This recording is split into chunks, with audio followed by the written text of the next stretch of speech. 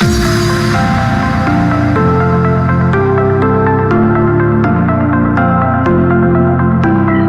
to tonight's program. I'm Maayan Hoffman, Deputy CEO of the Jerusalem Post, and I have with me here a very exciting guest, Adam Milstein, who is a well-known philanthropist for more than 25 years, focused on fighting anti-Semitism, strengthening the state of Israel, and strengthening alliances between the U.S. and Israel in order to ensure a viable Jewish state.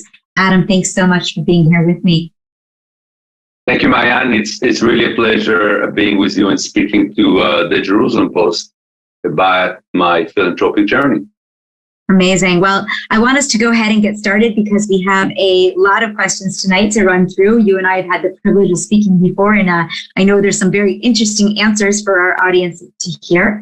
So let's start with the fact that you moved from Israel to the U.S. Tell us a little bit about when that was and how long ago that was, in order to give us some background. Absolutely. Yeah, it was a very long time ago.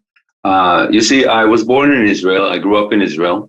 I served in the army during the Yom Kippur War in active duty in Sinai and Egypt, and graduated from the Technion in 1976, got married, worked in construction and development. And after really tiring years with the begging inflation of the 1978, 79, I decided to take a break and come here to the United States to acquire higher education. So I came here in 1981 with my wife, Gila, and two little daughters, and I went to USC in Los Angeles. Within 2 years, 1983, I graduated from USC. And as I promised my wife that we will go back after school, I just told her perhaps we can just wait a few months, a few years, just for me to recuperate my tuition back. And believe it or not, I'm still recuperating my tuition today, which is what? About 40 years after I graduated from USC. Yeah, education in America is extremely expensive. So came here in 83. In 81, finished the university in 83, and went into commercial real estate thereafter. And that's what I've been making my living.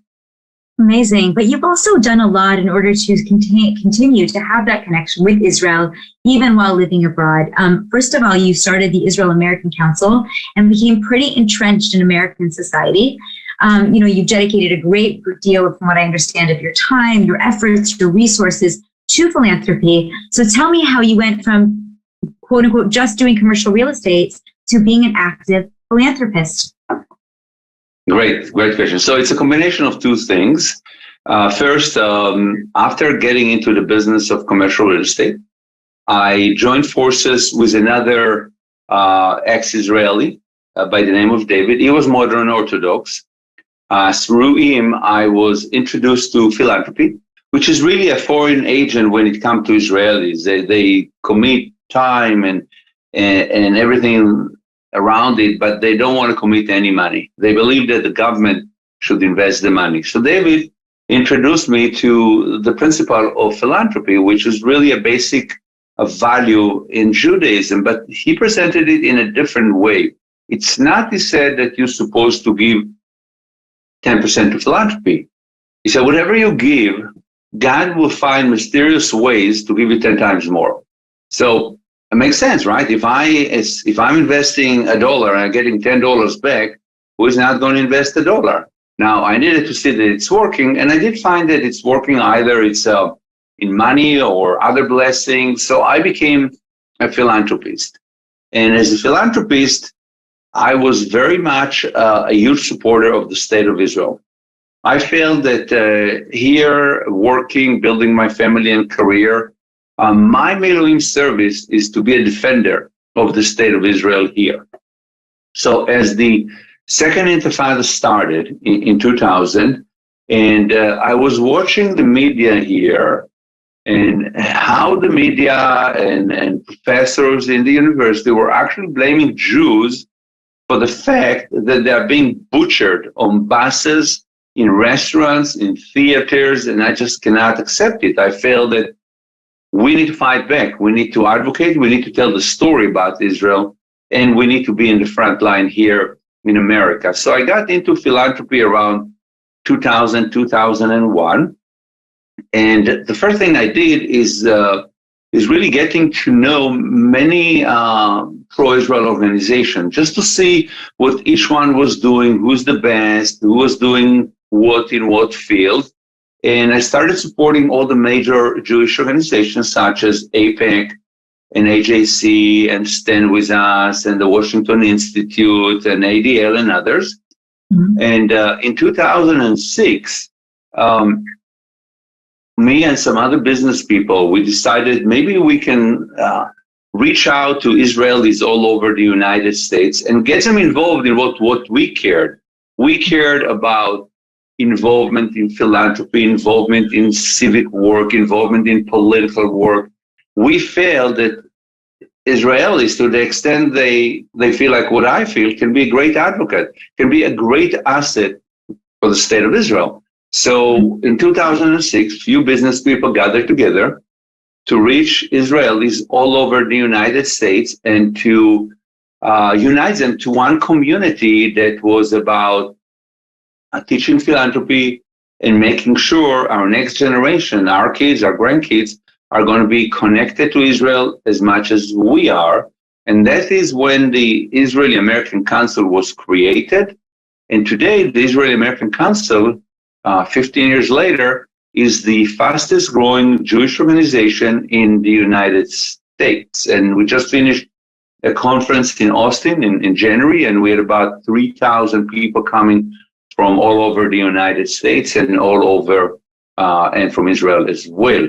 Now, what you might have noticed, so that from Israel, suddenly it's now Israeli-American. So when we established the IC, we realized that we really are not Israelis anymore. We are Americans of Israeli descent. And as long as we don't think ourselves as American, nobody will pay attention to us. But the moment we define ourselves as an American of Israeli descent, suddenly everybody really got behind us, from the state of Israel to the Jewish community here, to our kids, our grandkids, the American population, American politicians. They all understood we are a power to recognize. We're not Israelis, we're not ex-Israelis, we are Americans of Israeli descent. And that was a game changer. That's what allowed the ISC to flourish and expand all over the United States.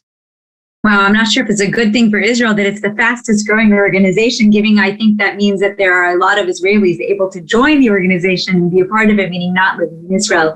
Though I was familiar with your last conference, and I understand it was absolutely incredible, the conference that happened in Austin that you mentioned.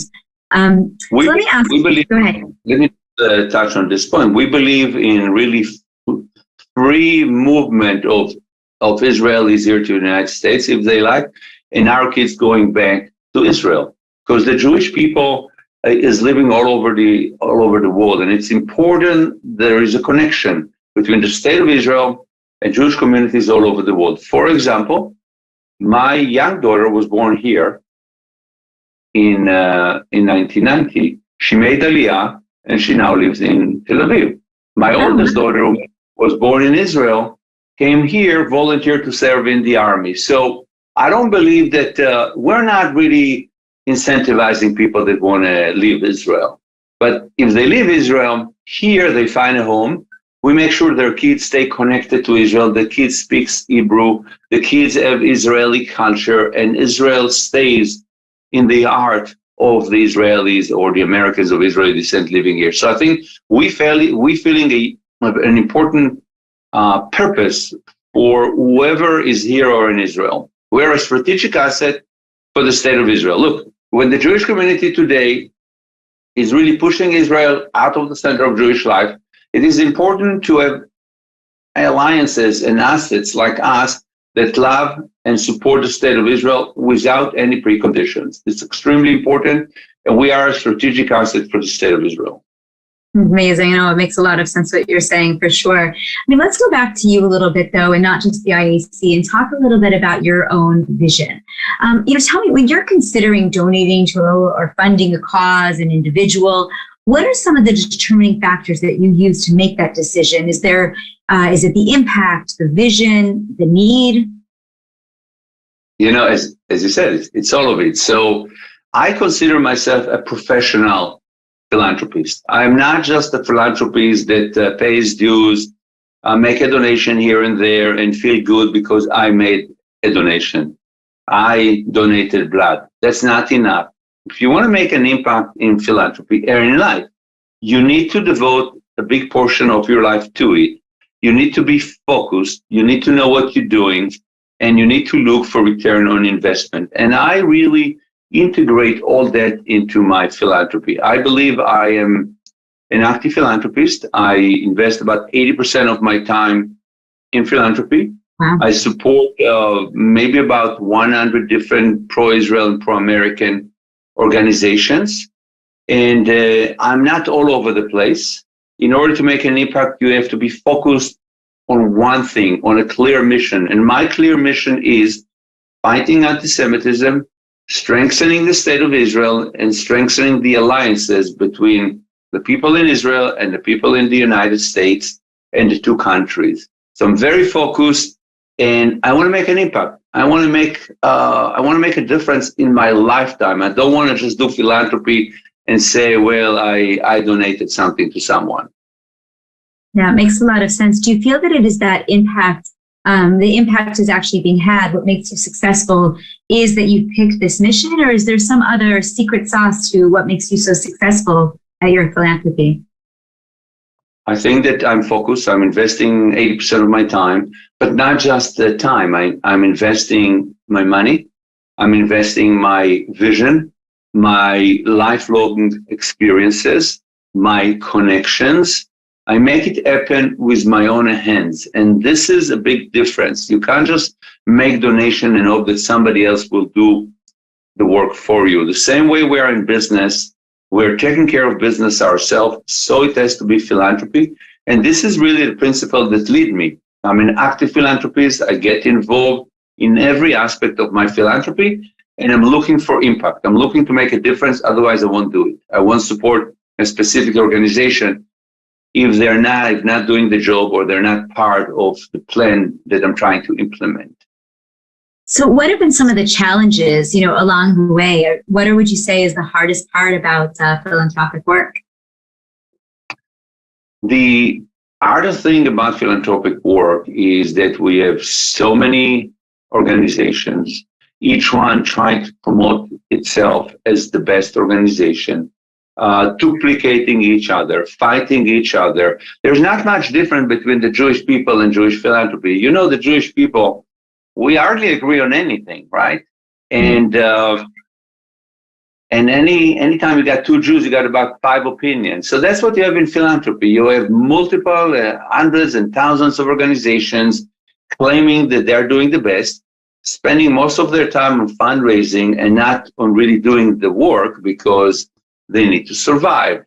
And so if I can find a way to unite the organization that I feel can make an impact on my action plan, I can make a huge difference. So when we're looking at the Jewish community, for example, facing anti-Semitism, what's the challenges? Clearly, we're not dealing with anti-Semitism the right way because anti-Semitism is rising, right?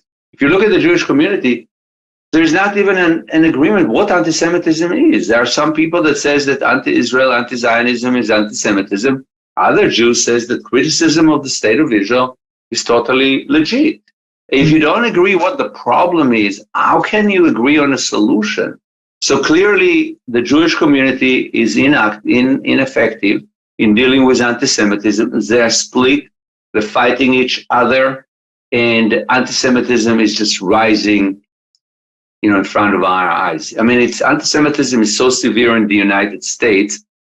Very people are really acknowledging what's going on. I was alerting about anti-Semitism 10 years ago when I was talking about BDS, and people claimed that because of me, there is BDS, because if I wouldn't talk about it, it wouldn't be here. I was an alarmist. But this is long time, water under the bridge. Now BDS is anti-Semitism in daylight, and it's spreading all over the United States. It's in our schools, from the universities to high school to elementary school. It's in corporate America. It's in the media. It's in politics. It's in entertainment. It's in sport. It's every place. For some reason that I can speak about, the Jews became the enemy of all the critical ideologies that are taking over America. We are the enemy of all the different ideologies that the far left is pushing, and the far left is becoming stronger and stronger in America. And it's very convenient for everybody to throw the Jews underneath the bus. So we are being hated not just by far left, not just by radical Islam, but also by black supremacists like Louis Farrakhan and white supremacists. So we became the subject of hatred and despised by everybody in America. And anti-Semitism is just exponentially rising with us not doing too much to stop it. Do you think that's the number one problem facing the Jews of America today? Well, I think number one problem is that they don't really recognize that they're Jews. Most of the Jews are assimilating. Assimilation is about 70%. So if somebody doesn't care that he's Jewish, why would he care that there is Jew hatred? So I think the Jews of America are a completely different brand than the Jews of Israel. The Jews of Israel who know how to fight against their enemy, how to unite in a time that needs national unity. And the Jews of America, which really the diaspora Jews, the Jews that don't like to fight anyone, that think that by peace and kumbaya we can fight all our enemies, the Jews that don't agree on much, and the Jews that don't want any connection to the state of Israel, which is the homeland of the Jewish people. So clearly, anti-Semitism is a byproduct to the fact that most of the Jews don't do anything about it. So, you mentioned that a couple of times also, that we've been ineffective, which is very true when you look at the amount of money that is put toward, quote unquote, fighting anti-Semitism, and how anti-Semitism continues to exponentially rise year after year, despite all the funds that are being supposedly put to it by some of these organizations. What are we doing wrong, and what do we need to do today in order to fight it? Well, I think if you look at Jewish philanthropy, and Jews in general are one of the biggest philanthropic minority community in the United States, most of the money that comes from Jewish philanthropies is going to non-Jewish causes. It's going to the museums and the hospitals and the university and the homeless and the sick and the dolphins and the turtles and people in Africa. So let's assume that 90% of Jewish money goes to non-Jewish philanthropy. So from the 10% that goes to Jewish philanthropy, 99% goes into the traditional Jewish causes such as education, Jewish continuity, Jewish leadership, trips to Poland, to the Holocaust concentration camp in Israel, making movies, making books, making lectures, but not to fighting anti-Semitism. We think that if we educate the world and we actually able to present Holocaust education into the school, anti-Semitism somehow will stop. Very little money, maybe 1% of the 10% of Jewish philanthropy goes into really fighting anti-Semitism in an effective way. So unless the Jews that really care about anti-Semitism stand up and starting to reallocate the resources and put more into fighting back and less into building beautiful education facilities, we won't see any difference in really the trajectory of anti-Semitism in the United States.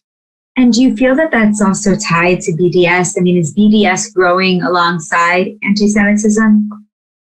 The story of BDS is, if I look at it from a historical point of view, I wrote an article recently, and we published it in Jerusalem Post, and it spoke about how the far left and radical Muslims started working together in the 60s and the 70s, because both groups, the far left and radical Muslims, hate America, hate Western values, and hate Israel.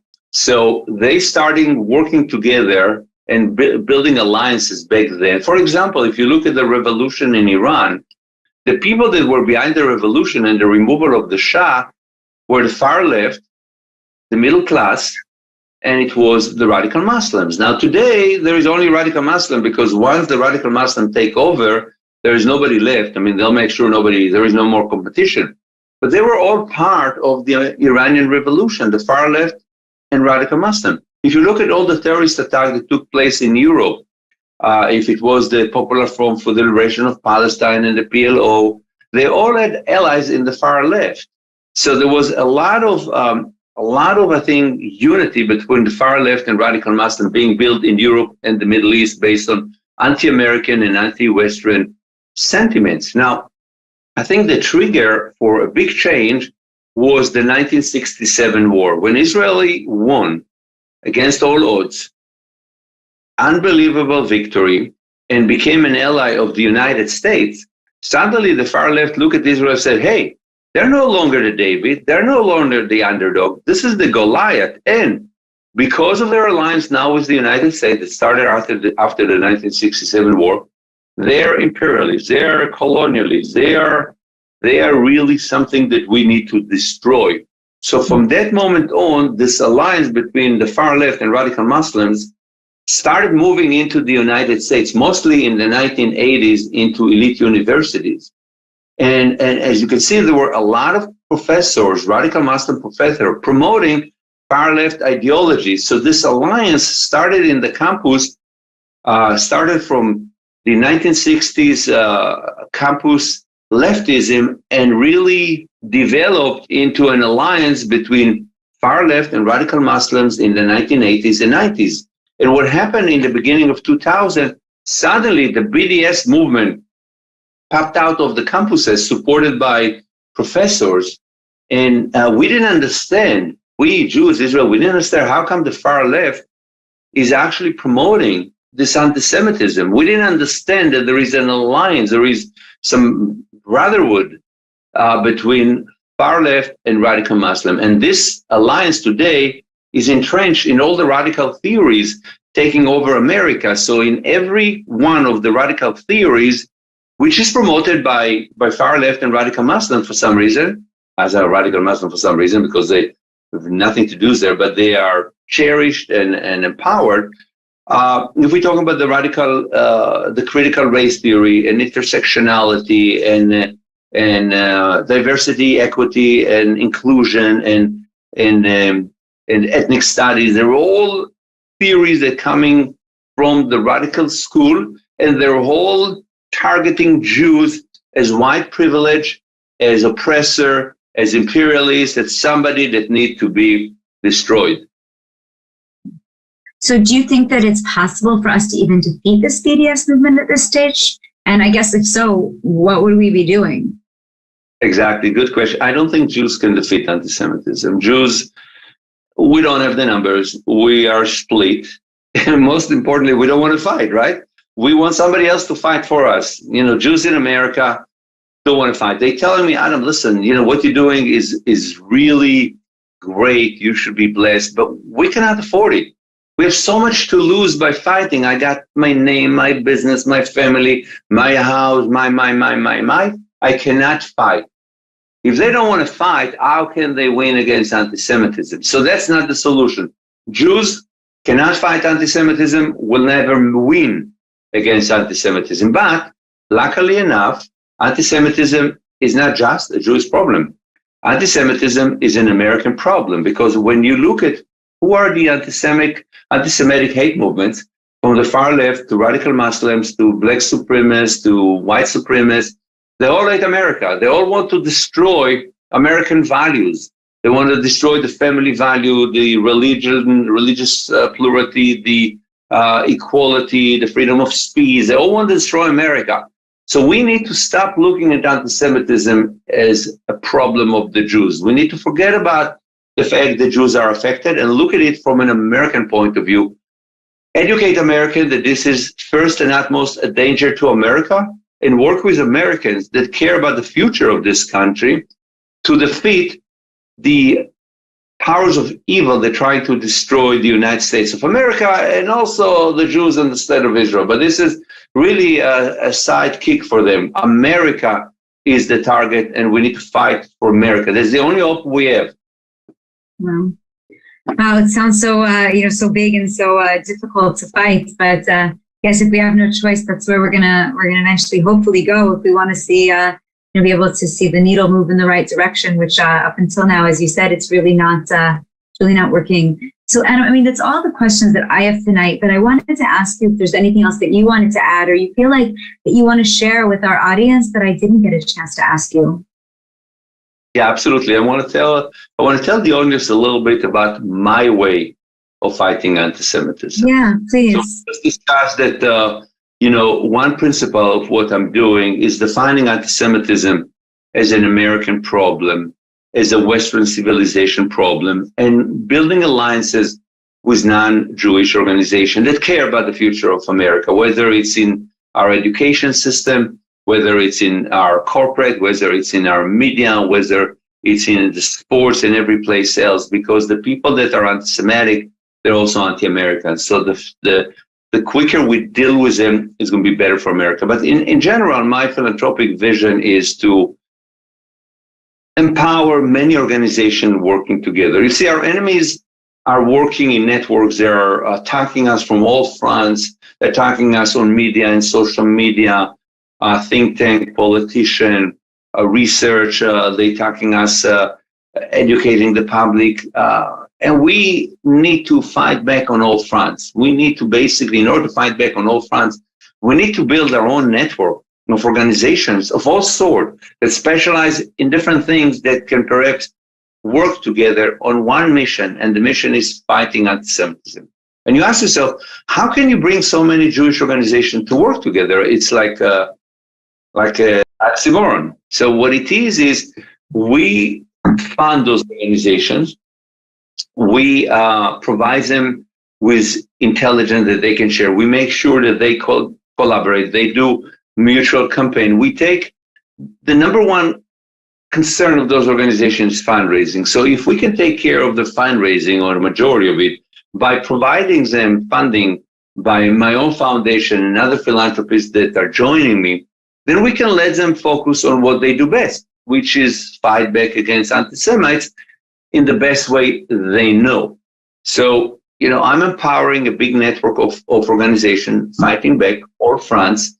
I am, what I'm missing more is to have more philanthropists join me, because if I do it alone, I'm only one philanthropist and one philanthropist with limited resources. But if we have more to join the mission, our power can be phenomenal, and we can accomplish so much more. As I said, only 1% of the Jewish, 1% of the 10%, which 1% of 1,000 goes into fighting anti-Semitism. And from that, I get bupkis. So if I can get more of that 1 of 1,000, I can do so much more. So I'm calling on philanthropists who want to fight anti-Semitism, who wants to make an impact, who wants to make a difference in their lifetime. Reach out and let's see how we can work together and fight anti-Semitism and strengthen the State of Israel and the United States of America. Wow, well put. Well, Adam, thank you so much for being able to join me on this show tonight, and for all of our viewers and our listeners. I think this is going to be very enlightening. I want to let everyone know that there will be a series of interviews with you and with others. And so this is going to be a lot of fun to roll out and to bring to the Jerusalem Post to learn about the causes that are most important today. So thank you so much. Thank you, Maayan, and thank you to the Jerusalem Post for putting this series together. Be well and good night.